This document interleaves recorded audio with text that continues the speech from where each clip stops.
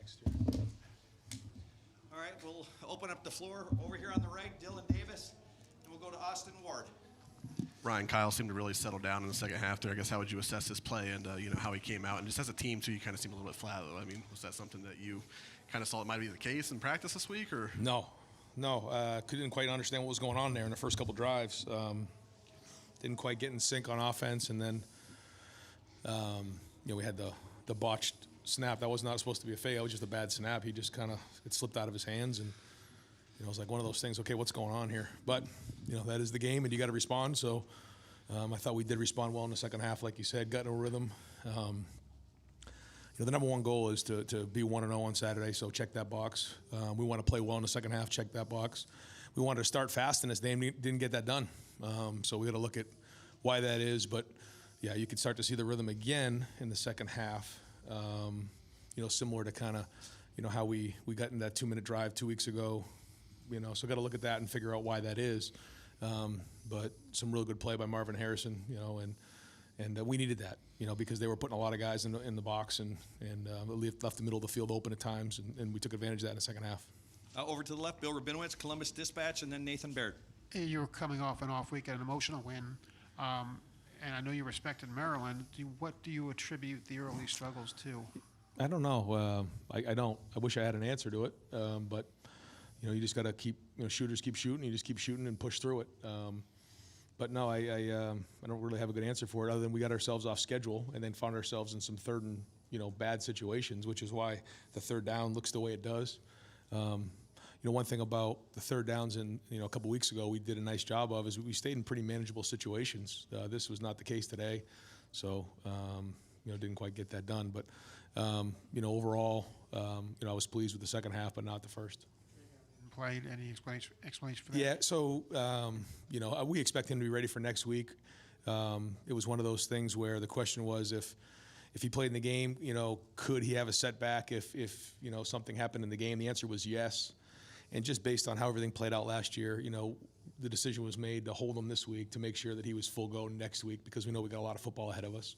And so we have a ton of confidence in Chip and in Mayan to go ahead in the game and go play. And they did.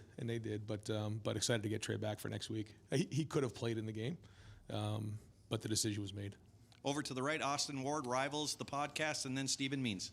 Ryan, a month ago you walked into the postgame at Indiana and said sometimes you have to be okay winning with the defense, especially in the first half tonight. I mean, you get the touchdown from Josh. You keep the game close that way. Are you becoming more comfortable with that formula, even if it's not your preference? Yeah, no, I have no preference as long as we win. But no, I think the defense, did some great things in this game.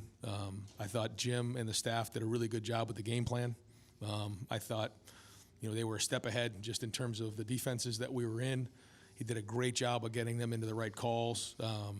There's still a ton of things that we can improve on and get better at. There is. But, the pick six by Proctor was huge. I thought Davis did a great job there of not blindside blocking that guy. I mean, that's really heads-up football. We got too many penalties on here. We got to get that all cleaned up. But I think our guys are playing hard. And I think that's the thing to me. Like, there's certain things that we can clean up, some things that were close. But our team is playing with passion. They're playing physical. They're playing hard. I mean, to see Josh make that play and then run down on the kickoff, and, stick the guy inside. I think it was inside the 20-yard line. There's just a lot of that play going on, and it's an exciting team to be around. I think the most exciting part of it is we haven't even reached where we can be, so we got to keep building and growing. But one of the things that you're starting to see about this team is we don't panic. If it's not going quite right, we're going to keep pushing forward. And maybe in the past it was like, okay, if things weren't going well in the first half, if it wasn't like the scoreboard wasn't turning over every couple of drives, everybody would start getting panicky. I think these guys have some poise. They've played some games, and counting on that experience to pay off here in October and November. Nathan Baird, Cleveland.com, and then Cameron Teague Robinson. Ryan, as you assess things during the off week and you looked at offensive line personnel, was there any revisiting of the five guys you're playing there right now? And what is your concern level? I know you're saying not panicking like within a game, but like what's your concern level of that situation being the thing that kind of holds this team back? Yeah, I gotta watch it one more time and just see where we're at with what's going on. I know that there's a lot of guys in the box. You know, they're going to stop the run, and that opened up the pass game in the second half. But you know, I don't know exactly what our numbers were. I know I think it was less than 100 yards. I know the big sack probably took away some of it, but I think we were just over 85 yards or so rushing. You know, and you know we expect to be higher than that. So again, I gotta figure out what it is. You know, is it the personnel, the scheme, or the coaching of it? I felt like we had a good plan going in. You know, they got a pretty good front. They do a nice job, but you know, we want to be more explosive. But you know, like for instance, you know, you're coming out on the 10-yard line, and you know, there's a lot of guys in the box, and it opened up a huge play for Marvin down the middle of the field. So, you know, those are the things that we have to do. Is if they're going to put that many guys in a box, then you know we got to be able to throw the football. You know, with what we have. But at the same time, you know, when the box looks right, we got to be efficient. And you know, I'll look at that, and when we have our press conference on Tuesday, I'll probably have a better answer for you. Okay, I'm going to ask people back there at the tables to clear your computers off. We're going to keep asking Coach some questions. We're going to have 2 more for Coach up here, and then I'm going to bring some players in at those tables. So if you're at the table, I need you to clear off there. A couple more for Coach right now. First of all, Stephen Means, Cleveland.com over to the right, and then Clay Hall. Just for start, how was Emeka right after this game? And then also, just you're talking about Kyle a little bit. What did you just think of his day-to-day?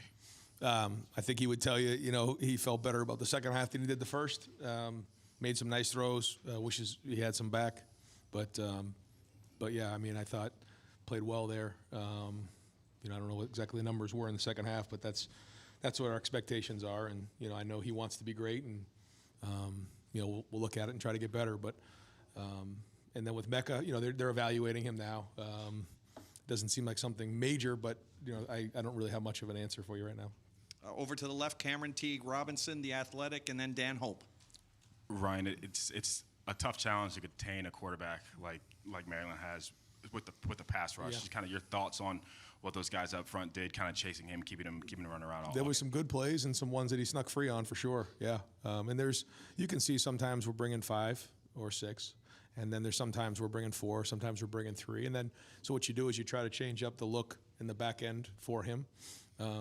You know, are there 8 guys in coverage, 7 or 6? Sometimes 0. There was a couple that we brought 0 pressure on. And so when that happens, you know, you have to have a good plan for it. I thought there were some good snaps, but I think there's going to be some things that we know we could have probably handled much better. But again, overall, you know, the goal was to, you know, pretty much contain him. He had 196 yards, 21 of 41, 2 sacks, and obviously the pick 6. So if you had said that going into the game, I probably would have signed on the dotted line on that one. So job well done. And listen, you know, Mike does a good job, and you know, he's a good coach, and Taulia is a very talented player. You can just see he's a really good college football player. All right, we're going to pause for just a moment, Coach. If you could just stay there. We're going to bring in Marvin Harrison Jr., Cade Stover,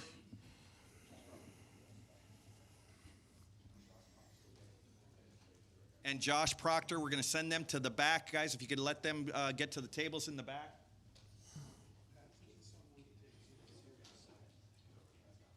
Okay, Cade, you there?